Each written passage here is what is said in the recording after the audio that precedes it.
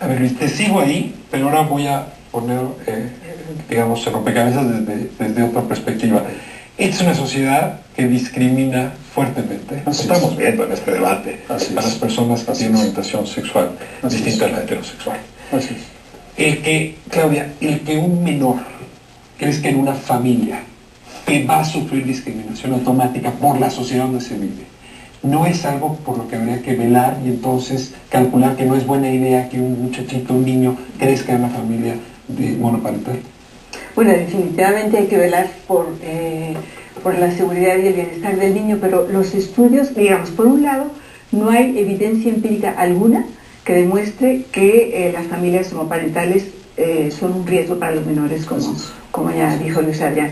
Por otro lado, lo que sí han arrojado estas investigaciones es que justamente el primer factor de riesgo de los niños que crecen en estas familias es la discriminación, la homofobia, la falta de protección y de reconocimiento jurídico.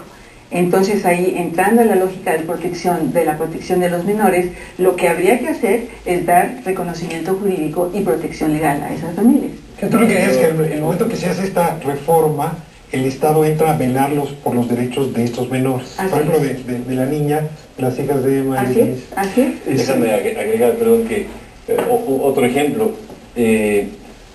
Hay una enorme discriminación hacia las personas indígenas, ¿no? Para protegerlas de la discriminación no les demos acceso a las instituciones de educación superior, ¿no? Hay muy pocos indígenas en las universidades en este país, ¿no? Claro. Digo, no, el problema no es que tengan acceso al derecho, el problema es el racismo, ¿no? El problema no es que haya acceso a este derecho, el problema es la homofobia, ¿no? Y qué es lo que tenemos que combatir, y además, incluso en términos de los derechos del niño, el problema es que el Estado y la sociedad no tienen mecanismos suficientes para garantizar ese derecho, en cualquier tipo de familia.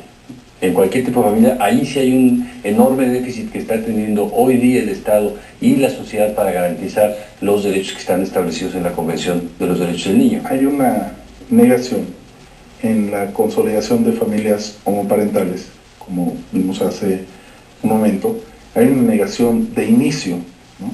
No es lo mismo que una madre soltera, un padre soltero, etcétera, por distintas cuestiones, el menor que haya sido concebido o adoptado, por distintas circunstancias se quede sin uno de los padres o tenga que crecer a lo mejor una familia con los tíos, con los amigos o en este caso con las parejas, a que de suyo, de inicio, se haga una situación de negar, en el caso, o ya bien el reconocimiento de una madre o de un padre, porque necesariamente en ambos casos, si la cooperación sexual se tuvo que dar la cooperación sexual masculina con el femenino. Entonces, o sea, no es lo mismo que esté planeado a que accidentalmente el niño quede en una circunstancia monoparental. Sí, porque alguien ya de inicio está tomando una decisión de negar un padre o una madre al cual el menor tiene derecho, porque, bueno, por la propia naturaleza, porque de ahí viene, ¿no?, a saber cuál es su raza, cuál es su árbol genético, cuál es su árbol biológico, etcétera, ¿no? Es decir, de dónde soy, de dónde vengo, hacia dónde voy.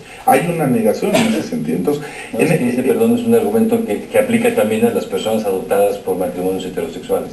Sí, bueno, es decir, pero no hay una negación, Sí, la negación del conocimiento de su identidad, de su genética, etcétera, pues de la historia biológica. No, porque aquí no se le está, es decir, en una pareja heterosexual que adopta a un menor, algo que se les acompaña muchísimo, por eso, y creo que hay que revisar el tema de la adopción, para las parejas incluso heterosexuales, creo que hay demasiado camino tortuoso ahí que habría que revisar, pero uno de los temas es que se aconseja a las parejas que adoptan también hacerle ver al hijo eso, que es un hijo dado en adopción, que viene de esta familia, de estos padres biológicos, que está ahí, que es como decías, llevado en unos lazos de amor, en lazos de unidad, sin importar de dónde vienes. Pero negar de suyo el origen al menor, eso es un tema que a mí me parece que está mal.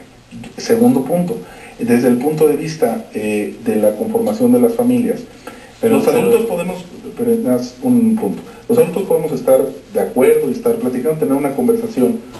Si ustedes, ¿no?, mi hijo, sus hijos en el kinder, en la primaria, los míos son muy crueles, ¿no? Y el tema de la crueldad, de la discriminación que hacen los propios niños sin saberlo, por el entorno, por lo que viven, Es un tema muy importante de inclusión. Se nos fue el tiempo, no, me queda una pregunta obligada. ¿Hay posibilidades de ver una montada, una crecida de intolerancia a raíz de esta legislación, Claudia? Yo confío en que la sociedad mexicana ya está madura para este tipo de leyes. Además, esto no sucedió de repente el 21 de diciembre pasado. O sea, ya veníamos de 32 años de presencia pública de un movimiento por los derechos humanos y de la diversidad sexual. Ya se había penalizado en el Código Penal del Distrito Federal la discriminación por orientación sexual, artículo 106. Ya se había elevado para 2003 a rango constitucional el derecho a la no discriminación, y ya se habían aprobado en 2006 los derechos de las familias diversas. Se nos fue el tiempo, lamentablemente, porque esto da para mucho más. En efecto, no es una discusión fácil, genera, pues en fin, argumentaciones ríspidas, pero yo sigo apostando que a pesar de las diferencias que estuvieron presentes en esta mesa, este es un país que